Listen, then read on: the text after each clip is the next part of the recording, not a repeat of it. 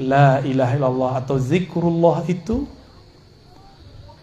adalah miftah min mafatihil jannah, kunci daripada kunci-kunci surga.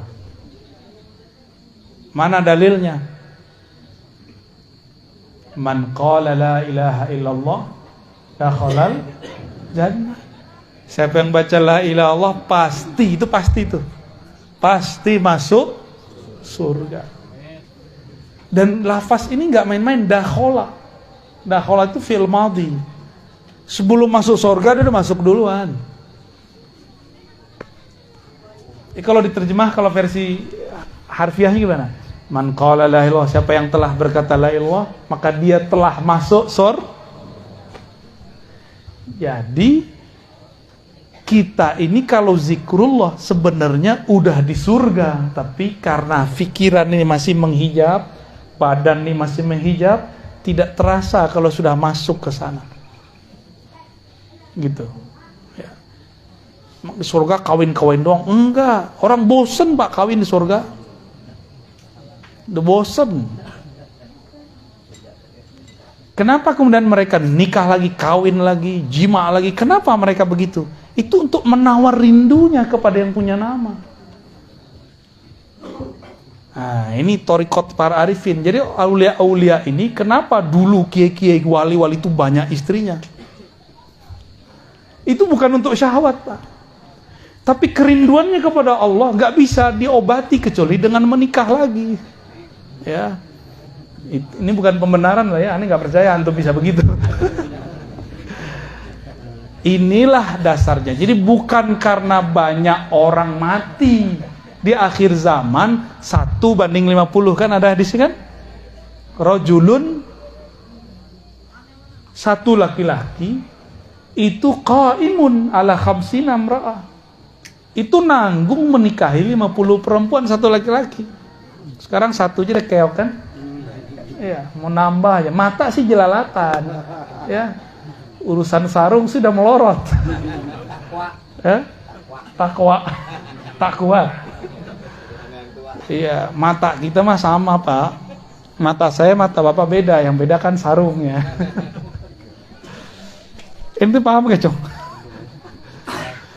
Belum paham katanya mau alam. Jadi kenapa di surga itu banyak kawin, Pak? Banyak pernikahan. Itu bukan karena syahwat. Jadi orang salah paham surga itu dikira tempat eksplorasi untuk menyalurkan syahwat. Itu penghinaan terhadap Allah. Ya, enggak. Tapi begitulah Allah apa istilahnya? Bersiloka, bersendagurau dengan hambanya. Ada hamba-hamba yang kebawa sendaguraunya. Diceritakan di surah Waqi'ah, ya. Uruban atraba, inna ansha'nahunna insha'a, faja'alnahunna abkara, uruban atraba. Udah jorok aja otak mikirnya. Itu kalau diterjemahin apa, Pak? Kan lagi direvisi sama Kementerian Agama karena dianggap terjemahannya jorok. Ya biasa aja kali. Ya. Urban atroba itu, mohon maaf ya, kalau cowok atletis, kowi. Kalau cewek, hunna, kan perempuan di situ. Gambaran kita mengenai lawan jenis yang bikin birahi apa? Itu urban atroba. Ya, bayanginnya sendiri ya. Nggak boleh saya sebut, karena beda mazhab. Ada yang senangnya item-item, ya kan? Ada yang senangnya bening-bening. Ada yang senangnya sawo mateng. Ada yang sawo separuh mateng. Dari mana saya tahu makna ini, Pak? Kita buka kitab tafsir Zamakhsyari. Itu orang Mu'tazilah, Persia, bukan orang Arab. Ketika orang Arab mengatakan al-jamal nisful bayat, putih itu separuh cantik. Kata Zamakhsyari, enggak, justru sawo mateng itulah separuh cantik. Iya. Kalau kita kan seneng tuh sama muka-muka Arab ya. Muka-muka kulit babi itu. Gak ada pigmennya, Pak. Muka-muka orang barat. Kan gak ada pigmennya tuh. merah semua. Kalau putih tuh Cina, beda lagi. Kata temanku ini dia nakal juga nih ya. Kulit bengkoang katanya.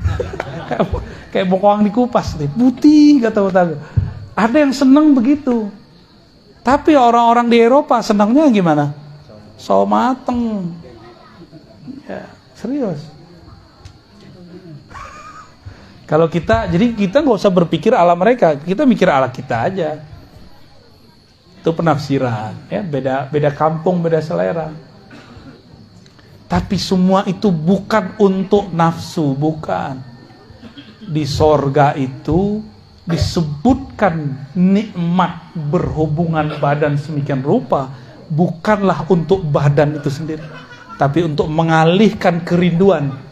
Karena seorang hamba hanya bertemu Allah pagi dan sore. Dari pagi ke sore sudah 500 tahun. Berapa tahun? Sehari di surga berapa? Sehari semalam di surga berapa tahun kita? 1000. Pagi sampai sore bagi 2 aja. Jadi Allah itu menampakkan, mengangkat tabir hijab, sehingga hamba-hambanya melihat tergantung pemakrifatan dia waktu di bumi. Nanti mereka memandang Allah tuh, lalu langsung sujud ketika Allah membuka tabir. Itu yang disebut memandang, bukan ngomong begini, bukan ya. Lalu Allah tutup lagi ketika waktu duha sudah datang. Jadi syuruk ke duha, kira-kira begitu di sana. Dan mereka lupa dengan semua nikmat jima, lupa nikmat khamar, lupa nikmat madu, lupa semua. Ketika Allah sumber semua kenikmatan melihatkan dirinya, memperlihatkan tajallinya, lupa semua. Lalu Allah tutup tabir. Mulailah mereka rindu, ditunggu sehari, 2 hari, 3 hari, hitungan bumi. Di sana belum sehari 2 hari. Dihitung sampai sore, 500 tahun. Selama itulah mereka doyan menikah. Wali-wali Allah di bumi, kalau mereka nikah banyak, itu babnya, bukan karena syahwat dia. Jadi jangan suuzon sama kiai yang banyak istri. Tapi kalau samping saya kayaknya banyak minal muwahhidin ya. Orang-orang ahli tauhid. Oh kayaknya ada tuh 1 2 tuh. Ente Masna ya. Kopiahnya kenapa disunat, Tat? Waktu pertama kita datang sini kan kopiahnya masuk ke aras. Masya Allah. Gitu-gitu 2. Antum berapa? Jomblo. Bagi-bagi lah, tuh jomblo tuh sampai antum tuh. Ya, hijabnya fa in khiftum. Nah, khiftum hijabnya. Bukan la ta'dilu. Belum nyoba udah bilang la ta'dilu ya. Belum nyoba udah bilang enggak adil ya. Nah, kalau ustaz itu dia hijab khaufnya hilang dia.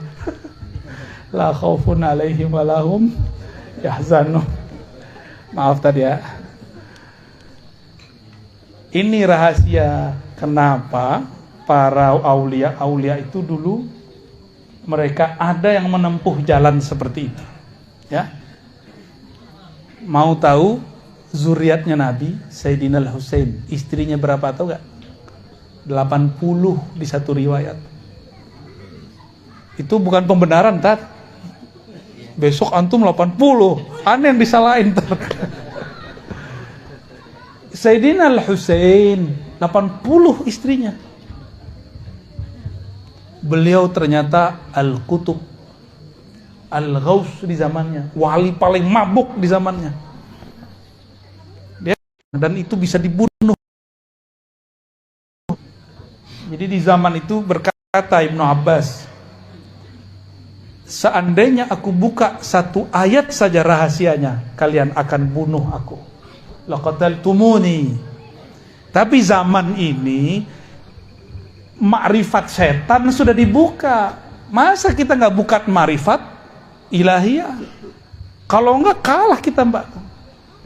Jadi jangan kolot lagi. Berani buka-buka asror di YouTube lah. Kan YouTube buka-buka sendiri, kan bukan saya yang buka. daripada torikohnya torikoh syaitannya, mending kita buka juga yang torikoh ilahiyahnya, torikoh Nabi Muhammad Sallallahu Alaihi Wasallam. Metodologi kewahyuan, kok wahyu bisa terjadi? Apa beda ummi versi ahli riwayat dan ummi versi ahli hakikat? Itu tadi tuh versi ahli hakikat tuh. Di kolbu Nabi ada semua kitab. Maka wali-wali Allah yang asli itu pura-pura bego aja padan kita. Aslinya dia alim. Dia tinggal minta kepada Allah, nyambatnya di alam sana bukan di alam sini. Kan kita punya ilmu nyambat. Tapi yang nyambatnya ilmu monyet. Begini sih. Kalau mau nyambat ilmu jangan yang rendahan. Itu namanya ulaika kal an'am.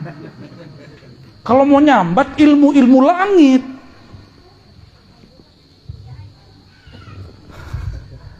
Ya. Jadi yang dulu pernah belajar silat nyambat ini, nyambat itu, udahlah, antum cukup belajar zikir aja Pak Kiai Haji Maman. Itu ntar nyambat asrar, pakai la ilaha illallah, nggak disadari dapat. Asrar itu kan nggak perlu antum jadi aneh-aneh. Justru semakin masuk kalimat itu semakin normal kita hidup, semakin jadi manusia yang utuh, kecerdasannya utuh, pikirannya fokus. Kalau dia kerjanya lebih fokus. Kalau dia berjuangnya lebih tulus. Kalau dia gurunya lebih ikhlas. Kalau dia suami istri akan lebih penyayang kepada pasangannya. Ya, maka wajib belajar zikir khafi biar lembut ya. Biar lembut. Kalau antum ini masih kasar sama pasangan, berarti kurang zikir lembutnya. Tutup dengan sholawat biar kelembutan Rasulullah muncul di dalam diri. Jangan zikir doang. Nah, ini kenapa nih banyak yang mengeluhkan, suami saya, istri saya habis zikir kok kaku.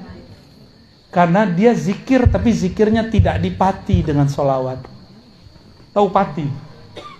Tidak ditutup dengan sholawat. Sholawat itulah yang melembutkan segala-galanya. Kenapa iblis segaring itu ngomong? Kenapa iblis sekeras dan sekasar itu dan pendendam? Karena dia tidak bersolawat kepada Rasulullah Sallallahu Alaihi Wasallam. Gak pernah dia mau solawat. Yang dilihat Muhammad, yang dia lihat Muhammad bin Adam, keturunan Adam. Muhammad turun Adam ngapain solawat? Dia nggak ngelihat Muhammad itu Ahmad itu Ruhullah, dia nggak lihat. Karena memang iblis walaupun masuk surga dia cuma mukasyafah, tapi tidak sampai musyahadah. Mukasyafah artinya apa mukasyafah?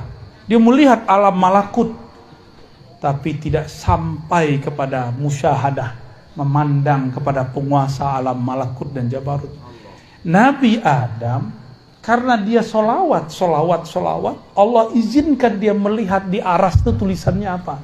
Iblis nggak lihat itu. Ya, itulah yang jadi mahar sekarang mengalir di tubuh kita semua. Itu sebabnya kalau benar nih umat Rasulullah pasti rindu sama Rasul. Sholawat pasti bergetar ini. Bulu romanya berdiri awal-awal sholawat.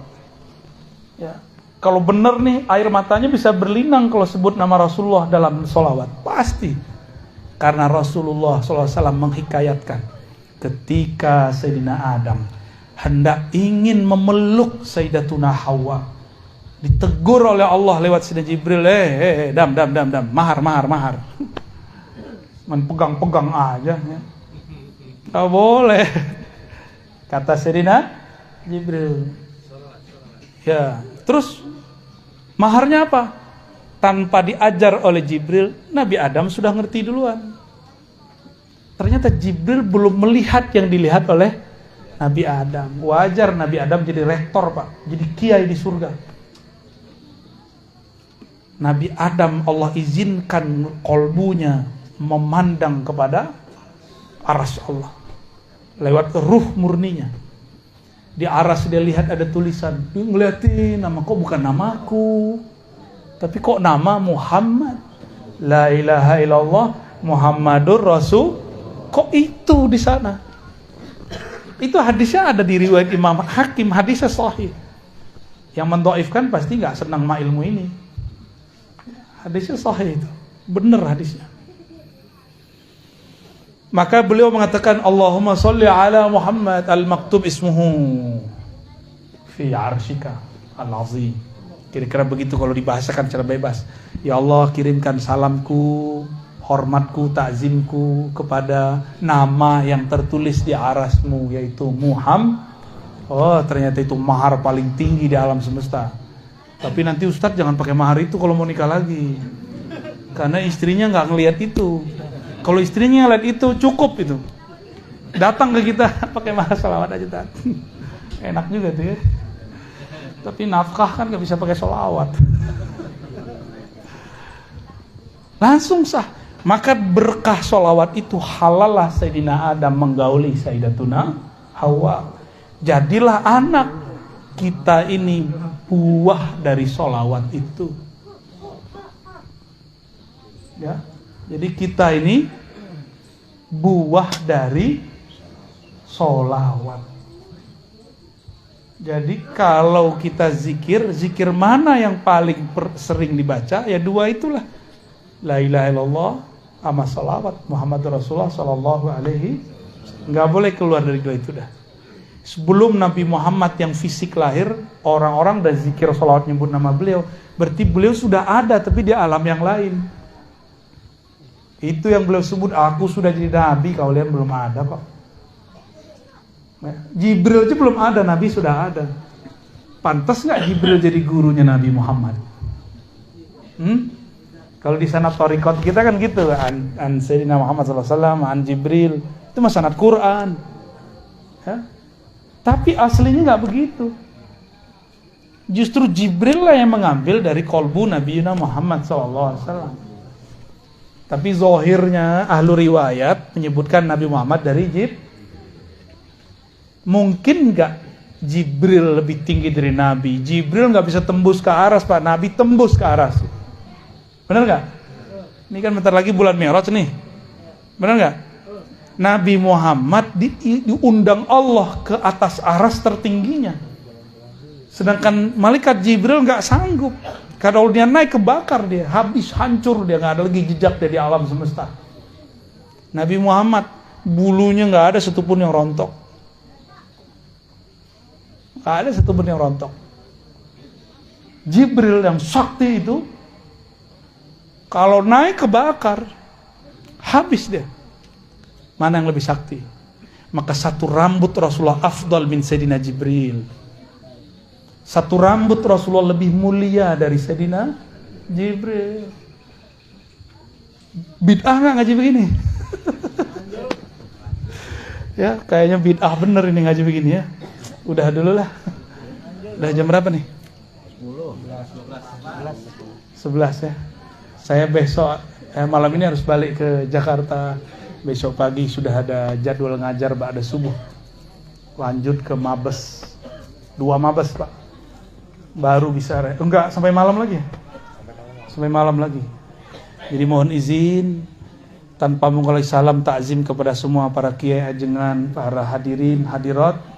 Mungkin tidak bisa salaman, saya mau langsung pamit ya habis ini. Mohon ridhonya kalau ada yang tersinggung ya.